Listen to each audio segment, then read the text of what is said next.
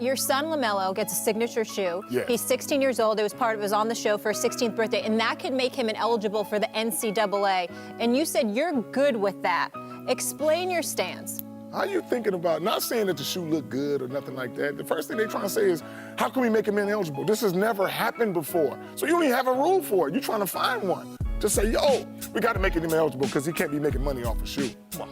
What's going on, basketball fans? My name is Josh and I am back with a brand new video. At the end of August, Big Baller Brand officially announced that LaMelo Ball would be getting his own shoe. The shoe is called the Melo Ball 1, and it made LaMelo Ball the first high school basketball player ever with his own signature shoe. The problem is, the shoe retails for $395, and NCAA athletes are forbidden to make any money off of their name or their likeness. Melo is still 2 years from playing basketball at UCLA, but nevertheless, there's a strong possibility he may be deemed ineligible to play in college. As LeVar Ball said in the intro, he is perfectly okay not sending Melo to college. Even though most top American NBA prospects go to college, like his older brother Lonzo, there have been a handful of players who decided to skip it entirely. Most recently, Emmanuel Mudiay did it in 2014, and Terrence Ferguson did it just last year. LeVar made it very clear that if Melo is ineligible for the NCAA,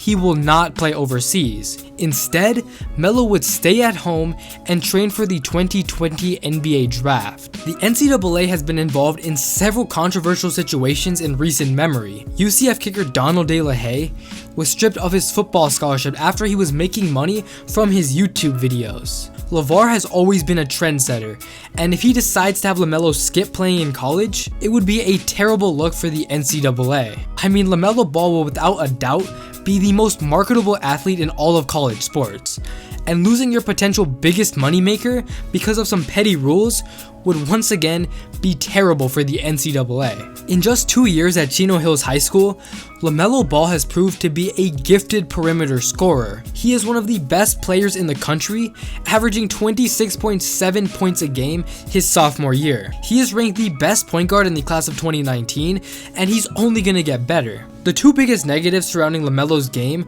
are his body and his lax defense. But in reality, the guy just turned 16 years old. He's still growing into his body, and defense is something you can always improve. But at about 6'5" or 6'6", Melo has a great height to potentially play in the NBA one day. But we don't quite know how he's gonna get there, whether he decides to go to college, play overseas, or like LeVar said, train at home for an entire year. It'll be interesting to see what LaMelo Ball ends up doing. If I had to make a guess, I strongly believe that LeVar Ball will definitely be one of the reasons why the NBA goes back to the rule of allowing players to enter the draft from high school. Some of the best players in NBA history came right out of high school, guys like LeBron James, Kobe Bryant, Kevin Garnett. But then you have your fair share of guys who came out of high school and weren't great players, like Kwame Brown, for example. And Adam Silver has expressed a ton of interest in removing the rule where a player has to be 1 year removed from high school. He doesn't agree with the rule at all because what players are doing are they're going to college for a year and then going to the NBA. They don't care about playing in college. They're trying to make it to the league. Do you really think guys like Ben Simmons or Markelle Fultz went to college to win? No, they went to college to raise their draft stock and get to the NBA as quickly as possible. And same applies to so many other players. The number of one and dones has only risen over the past 10 years. I mean, looking at the 2017 NBA draft, the top 11 picks were all either young European players or college freshmen. And if LeVar goes on a couple more media tours and he really wants the rule to change, I think he has the power and the capabilities to make the NBA consider removing the one and done rule. But according to NBA rules, it's definitely a possibility LaMelo Ball will lose his eligibility to play for UCLA in 2019. It just sucks that players just aren't allowed to make money, have their own businesses, and profit in any way. The NCAA is making millions and millions and millions of dollars off of these kids, and the kids get no reward for it. LaMelo will be the most famous college basketball player, and just imagine how much money his name is gonna generate. All the UCLA games are gonna sell out, there are gonna be millions of viewers watching these games, and the NCAA is only gonna profit off of the Melo Ball name. So it's definitely an interesting situation. I would not be surprised if LaMelo decides to skip college completely.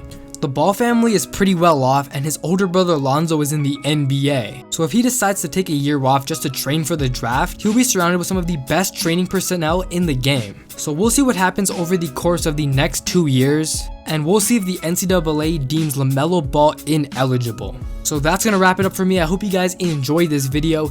If you did, make sure you guys hit that like button, also hit that subscribe button. But until next time, peace. Triple B's in this thing, we gon' ball out in this thing, yeah. Oh, yeah. See my little brother, he just doing him. You can check the gram, he got 1 million fans. Got his brothers, he don't need no friends. He swagged out, he a